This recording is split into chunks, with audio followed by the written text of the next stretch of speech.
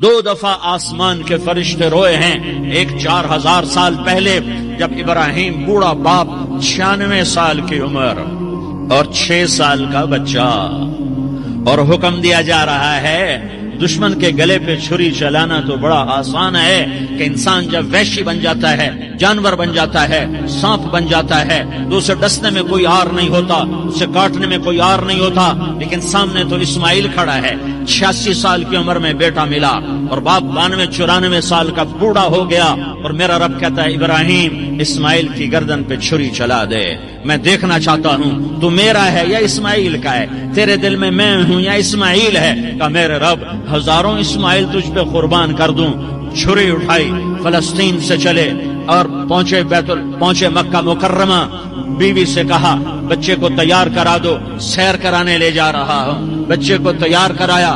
آج پہلی دفعہ بچہ باپ کو دیکھ رہا ہے، انگلی پکڑ کے اچھلتا ہوا جا رہا ہے، میرا ابا مجھے سیر کرانے لے جا رہا ہے، یعنی خبر کے چھری کے نیچے سے گزارنے لے جا رہا ہے۔ بلیاری والوں کو پیغام دینے جا رہا ہے کہ اللہ پر ہر شے قربان کرنا سیکھو، اللہ کے لیے ہر جذبہ چھوڑنا سیکھو، ہر شے سے ہٹنا سیکھو، جہاں اللہ ناراض ہے ہٹ جاؤ، ہٹ جاؤ، ہٹ جاؤ، ہارنا پڑے ہار جاؤ، مٹنا پڑے مٹ جاؤ، لٹنا پڑے لٹ جاؤ، دھکے کھانے پڑے کھا لو کھا لو کھا لو، کہ دنیا میں سب سے زیادہ دھکے کھانے والا میرا حبیب محمد مصطفیٰ۔ مجھے لیاری کا کوئی گھر دکھاؤ جہاں غریب نے پیٹ پہ پتھر باندھا ہو، آؤ میں تمہیں دکھاتا ہوں۔ میرا نبی مسجد نبوی میں بیٹھا ہوا ہے اور ایک صحابی آتا ہے اور آ کر یوں کپڑا اٹھاتا ہے، کہتا یا رسول اللہ ادھر دیکھو، میں نے پیٹ پہ پتھر باندھا ہوا ہے، بھوک کی وجہ سے میں سیدھا نہیں ہو پا رہا۔ 2 جہان کا سردار، مقام محمود کا مالک،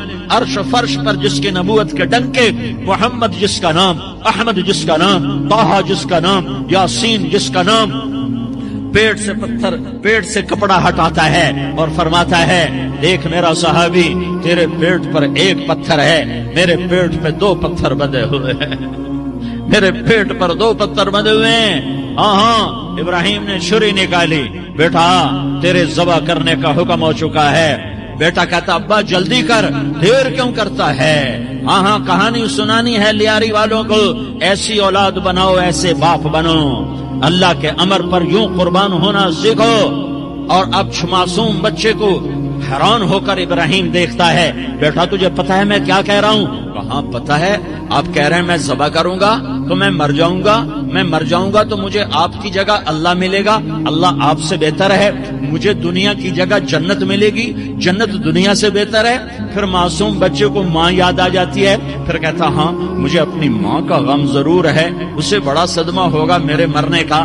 تو اپنا گریبان کھولا اور کرتا اتارا، کہا ابا میں جب مر جاؤں تو یہ کرتا سنبھال لو، یہ میری ماں کو دے دینا، یہ میری نشانی اس کے پاس رہے گی، جب کبھی میں یاد آؤں گا میرا کرتا دیکھ لیا کرے گی، اور تو اپنے کرتے میں مجھے کفن دے کر ادھر ہی دبا دینا، مجھے ادھر مکے نہ لے جانا کہ میری میت کو دیکھ کر میری ماں کو بڑا دکھ ہوگا، مجھے ادھر دبا دینا۔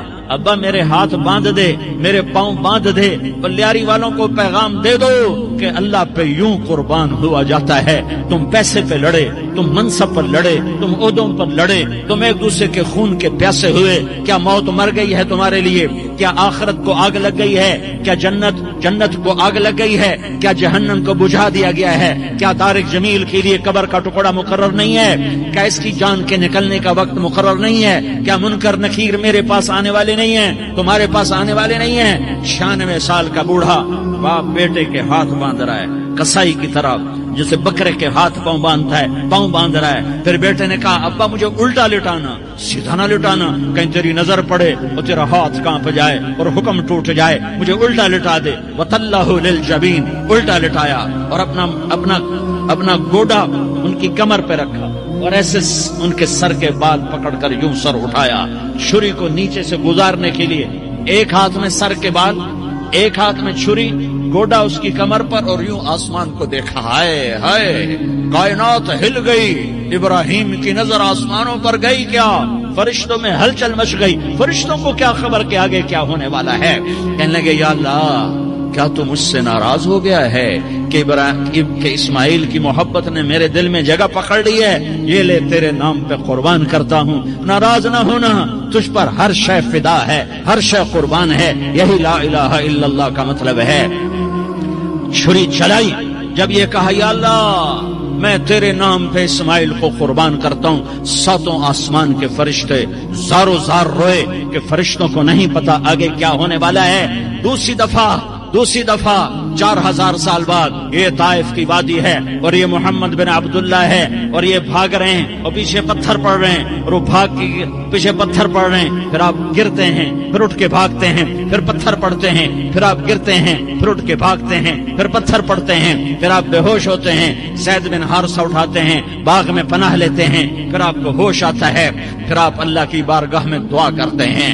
اس دعا کو سن کر ساتوں آسمان کے فرشتے زارو زار روئے کہ یا اللہ آج میرا تجھ سے گلہ کرنے کو جی چاہ رہا ہے۔ اشکو الیک ضعف قوتی وقلت حیلتی وہوانی علی الناس، میرے رب آج میں تجھ سے گلہ کرتا ہوں، تو نے مجھے کن لوگوں کے حوالے کر دیا جنہوں نے مار مار پتھر مجھے لہو لہان کر دیا۔